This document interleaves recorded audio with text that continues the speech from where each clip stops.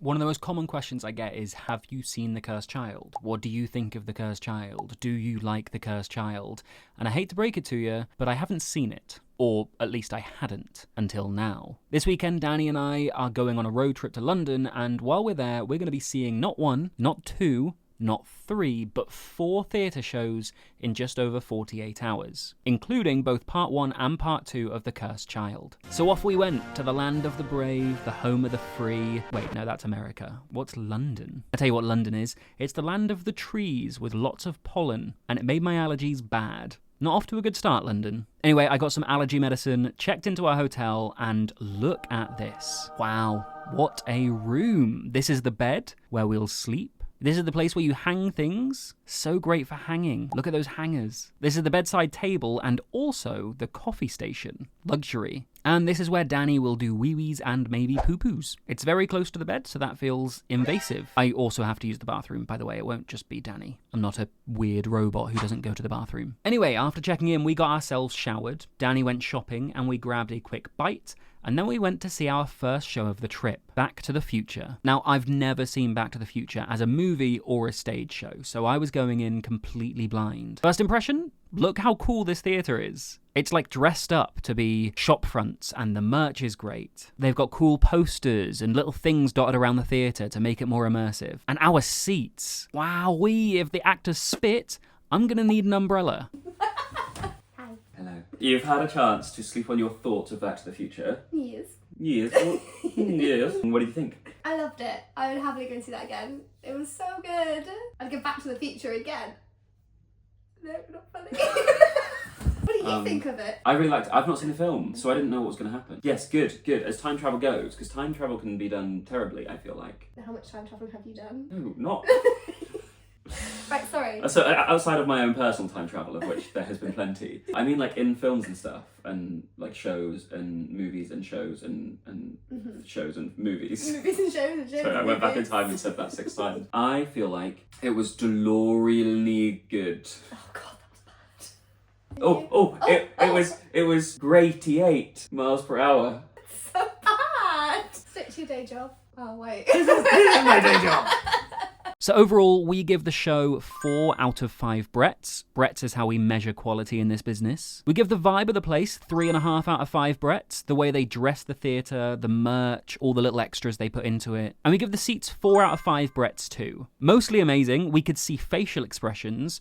Just a few instances where we were too close, and so we missed some things at the back of the stage. But then something cool happened, and I won't ruin it for you, but our seats made it even cooler. So with Back to the Future now back in the past, it was time for some magic, if you know what I mean. No, not The Cursed Child yet. Breakfast. This breakfast was magical. It was like somebody poured a potion that made everything taste great onto my food and made it taste great. Or they just made food that tasted great anyway and there was no potion involved. Anyway, excellent breakfast, would eat again. But then it was time for The Cursed Child. Our seats were a bit further back this time, so we wouldn't need an umbrella for spit, but if we needed to jump off the terrace like Mary Poppins, then an umbrella would help us float down. I've got to be honest with you, this show is long. Like, long is an understatement. It's longer than the pause that Snape leaves between words in the middle of his sentences. People will think you're up to something. So they give you a little hour and a half, 2 hour gap between the 2 parts, so Danny and I decided to go and grab a bite to eat, and we did a wordless review of what we thought so far. And then after we finished part 2, we did the same thing. So these were our thoughts halfway through part 1, and then at the end of part 1. Then these were our thoughts halfway through part 2, and then at the very end of both parts. What did you think of Harry Potter and the Cursed Child? It's not the best thing I've seen. The staging was amazing. The effects were really cool. The story was just so bad. I just think it's nostalgic for people, maybe. I think that must be what it is. But what did you think? We can get into the nitty-gritty of like, oh, it opens this plot hole, this contradicts the books. Like, I feel like if you put that aside and you just enjoy it for what it is, which is about 7 hours in an auditorium, it's still bad. I just feel like there's a lot of... I mean, I dozed off a couple of times. So those are our thoughts. Look, there were some good bits, right? Like, some of the special effects were great. They were cool. I do think, again, condensed, some of the effects come across better. What was your favourite bit? Good question. The Dementors were my favourite bit. The very end of part 1. Yes. when they that was- float around that the was really auditorium. cool. I actually feel like they did a semi-good job, and this might be part of the problem. They did a semi-good job of rounding off each quarter of the show, like so before the interval and before the like gap between the two parts. Like each like cliffhanger moment was done fairly well, right? I just fear that they had these big tentpole moments at those sections, and they were just like, right, fill in the gaps between these plot points, rather than these are our characters, how can we tell a good character story with growth and development where people root for them and don't find them whiny or annoying. Like, they had streaks of flames when they were doing, like, the big curses, and that was visually dynamic the first time. Look, I feel like there is enough nostalgia in there for people to maybe find something in there they like. What was your favourite part? When Draco Malfoy couldn't go through the fireplace and just had to walk on stage. And announced himself. It really tickled me.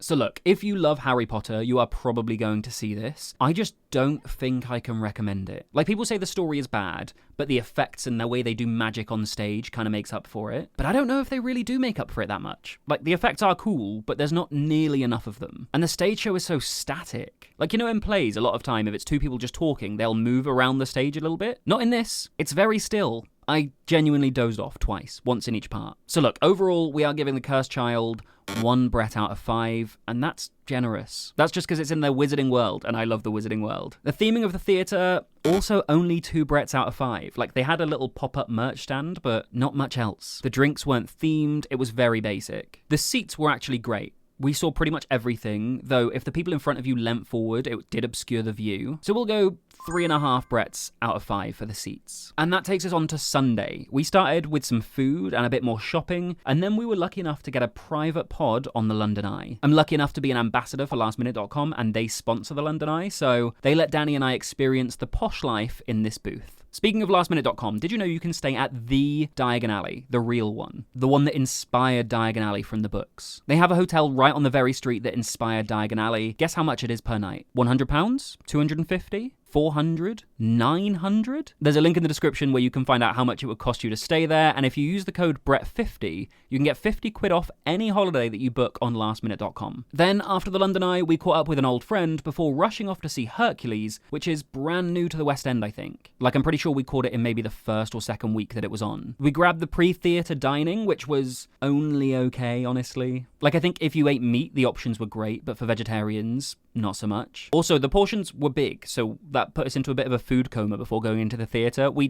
both said we could have just fallen asleep. But unlike The Cursed Child, I didn't. So then we saw the show. I don't really remember the movie that much from watching it growing up. I've heard they changed a few things, but I didn't even notice. Hercules be having your review. That was terrible. You, not the show. The show was fantastic. What did you think?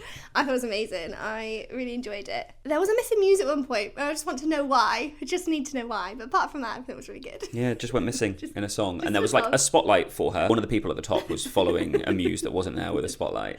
An invisible muse. But no, the choreography was great. I loved the costumes.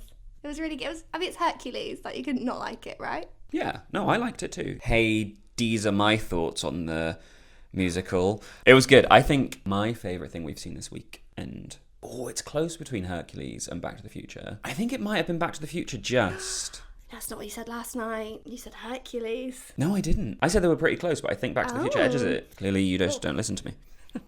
Are you laughing at edging? You're a child. It is really close. I think Hercules just, but only because it's Hercules. And only because you don't want to copy me. And only because I don't want to copy you. Obviously, Hercules was a really big production. It was very shiny. That's the word I'd use. It was shiny. I was shiny. like, I feel like gold light can look really yellow, but they did a really good job of making it like godly gold. Yes, they did. And like the outfit, like the muses' outfits were so good. And again, they had a tap dance in it. Love a tap dance. And Just not from me. no, that was beautiful. Thank you. Rhythmic. Hercules just, but only because I think I was just so excited to see it. And it's Hercules, but I think that play can go the distance. Oh, that's good. There we go. So Hercules gets 3.5 Bretts out of 5. It was fun, it was energetic, everything you'd expect from a Disney show. The theatre was beautiful, but lacked any real theming. We'll do 3 out of 5 Bretts for that. And these seats were a nice middle ground between the other two. Not too close that you miss anything, not too far away either. The perfect Goldilocks seats, 4.5 out of 5. If you want to see more adventures from Danny and I, we tried cramming an entire day at Disney World in Florida into just 12 hours before we were supposed to fly home. You can watch the chaos of that video here.